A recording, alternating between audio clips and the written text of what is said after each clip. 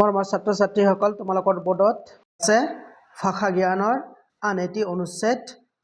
আমি পঢ়িছো ফাৰ্ষ্ট তাৰপিছত ইয়াৰ কোৱেশ্চন আনসাৰ বিলাক ডিসকাস কৰিছো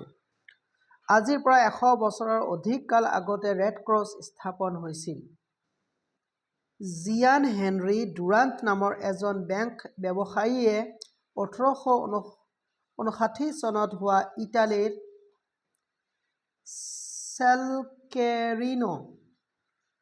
সেলকেৰিনো যুদ্ধত আহত হোৱা সৈনিকসকলৰ দুখ লগা অৱস্থাত দেখি ৰেড ক্ৰছ নামৰ অনুষ্ঠান এটি জন্ম দিয়াৰ বাবে চিন্তা চৰ্চা কৰিছিল শেহত আহত সৈনিকসকলৰ প্ৰতিপালনৰ বাবে এনে এটি অনুষ্ঠানৰ স্থাপনৰ সিদ্ধান্ত কৰা হয় তেওঁ অনুভৱ কৰিছিল যে যি পক্ষৰে সৈনিক নহওক কিয়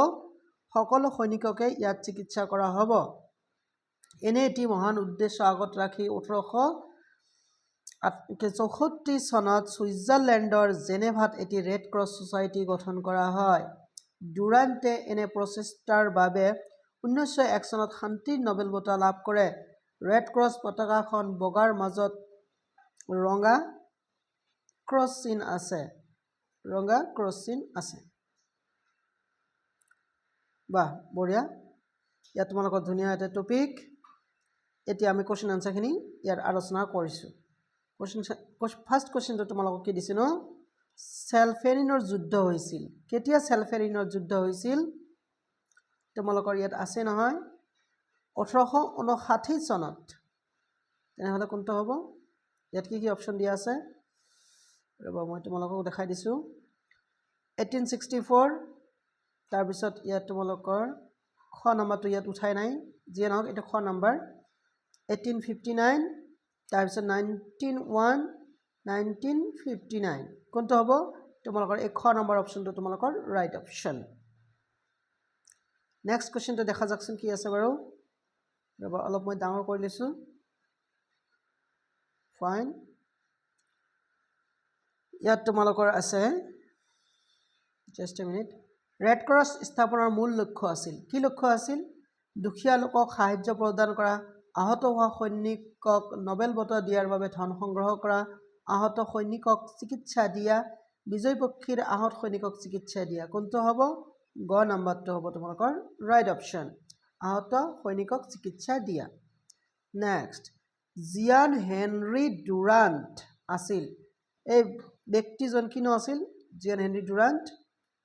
ব্যক্তিজন আছিল এজন চিকিৎসক নে এজন ইটালীয় সৈন্য এজন সুইজাৰলেণ্ডৰ সৈন্য এজন বেংক ব্যৱসায়ী এই ঘ নম্বৰটো তোমালোকৰ ৰাইট অপচন নেক্সট কোৱেশ্চন আহিল কি তোমালোকৰ ডুৰান্টে নোবেল বঁটা পাইছিল ডুৰান্টে কেতিয়া নোবেল বঁটা পাইছিল কিহৰ বাবে নোবেল বঁটা পাইছিল শান্তিৰ বাবে যুদ্ধৰ বাবে ৰেড ক্ৰছৰ বাবে সেলফেৰিনৰ যুদ্ধৰ বাবে কোনটোৰ বাবে শান্তিৰ বাবে মানে তোমালোকে ভুলতো ৰেড ক্ৰছৰ বাবে বুলি নাভাবিবা আচ্ছা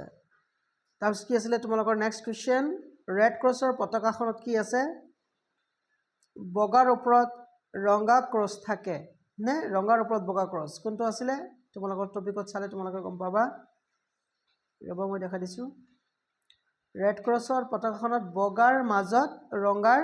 ক্ৰছ চিন থাকে ৰাইট তেনেহলে আমি হেতুকে লিখিম আচ্ছা ফাৰ্স্ট অপচনটো তোমালোকৰ কি আছে বগাৰ ওপৰত ৰঙাৰ ক্ৰছ থাকে